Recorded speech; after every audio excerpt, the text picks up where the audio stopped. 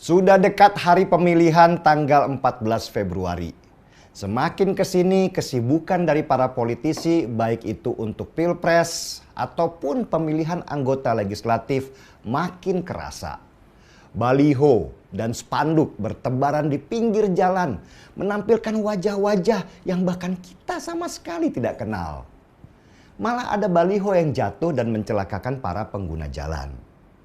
Tapi dari semua kesibukan itu, saya tertarik mengamati bagaimana sikap Jokowi, seorang presiden yang anaknya juga menjadi calon wakil presiden kali ini.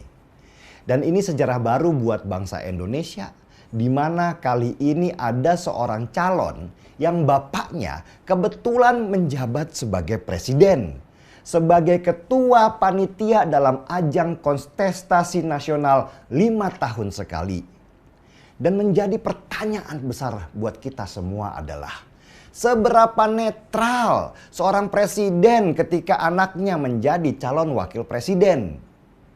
Jokowi itu selalu menekankan di publik bahwa pemerintah itu harus netral, ASN harus netral, aparat negara harus netral. Tetapi dalam faktanya ketidaknetralan terjadi di mana-mana. Laporan dari banyak pihak ada. Kepala desa yang dikumpulkan untuk kampanye. Ada juga ASN yang tanpa malu-malu lagi ikut kampanye. Bahkan akhirnya presiden sendiri turun tangan langsung untuk ikut kampanye. Ya gimana lagi, dia kan seorang bapak yang anaknya ikut nyalon. Masa nggak mau kampanye? Itulah kenapa nepotisme dalam penyelenggaraan pemerintahan itu berbahaya sekali. Karena sulit bisa netral ketika ada kepentingan keluarga, saudara, juga kerabat dekat istana. Tapi yang lebih menarik buat saya adalah, untuk apa presiden turun langsung kampanye? Bukankah pasangan calon 02 yang didukung oleh presiden itu pede bahwa pemilu kali ini satu putaran dan dimenangkan oleh mereka?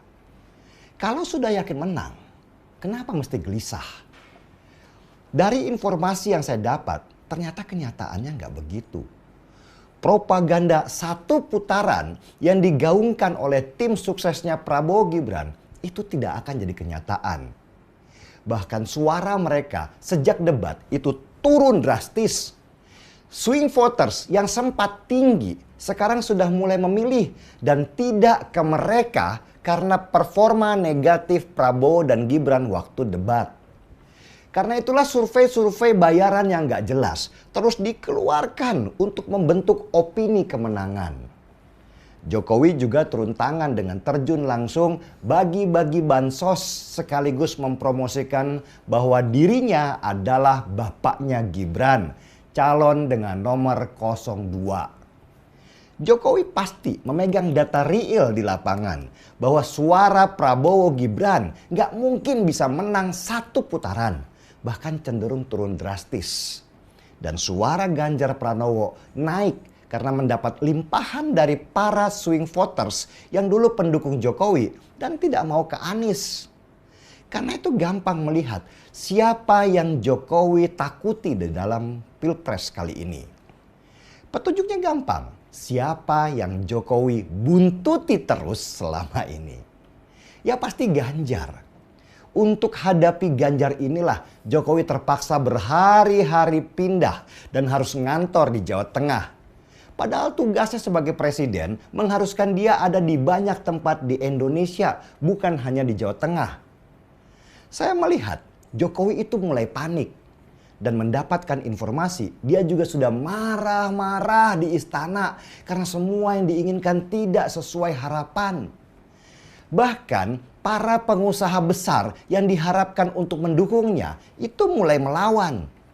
Seperti yang kita lihat ketika Boy Thohir, kakaknya Erick Thohir, bilang bahwa Jarum, Sampurna, Adaro mendukung Prabowo Gibran.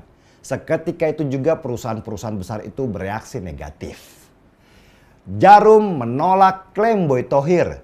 Saham Sampurna dan Adaro anjlok. Itu bukti perlawanan terhadap Jokowi sudah dimulai. Dan Jokowi memang harus panik. Karena di putaran kedua nanti ketika berhadapan dengan Ganjar Mahfud, peluang Prabowo untuk kalah sangat besar. Karena bisa terjadi ada gabungan pendukung 01 dan 03 dalam melawan paslon 02 yang dilindungi oleh penguasa. Ini bukan lagi tentang pilpres, tetapi bagaimana David bisa menang melawan Goliat. Ada perasaan di dada banyak masyarakat untuk melakukan revolusi terhadap kebijakan Jokowi yang condong mematikan demokrasi di negeri ini. Dan seperti kata Budi Ari sebelum dia menjadi menteri di sebuah podcast, kalau mereka kalah akan banyak yang masuk penjara. Kepanikan Jokowi juga kepanikan para tokoh politik yang kabarnya banyak yang tersandera oleh kasus-kasus korupsi. Para tokoh politik ini ingin berlindung di balik jubah Jokowi dengan memenangkan pasangan calon 02. Jadi memenangkan Prabowo dan Gibran buat mereka adalah sebuah keharusan. Karena kalau Ganjar menang, maka palu hukum ada di tangan Profesor Mahfud MD yang pasti akan sangat keras menghantam. Jokowi adalah contoh dari konsistensi terhadap ketidakkonsistenan. Dia selalu bicara yang baik-baik seperti netral, tetapi tindakannya selalu berbalik-balik. Jokowi tidak akan netral. Itu yang saya lihat sejak lama. Gimana bisa netral? Wong anaknya aja ada di sana. Demokrasi kita ini sudah rusak. Sistemnya sudah dihancurkan. Yang perlu kita lakukan sekarang adalah perlawanan untuk memenangkan pasangan calon yang akan memperbaiki sistem ini kembali ke rel yang benar.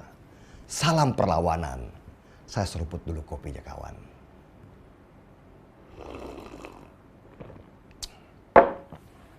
Gaspol.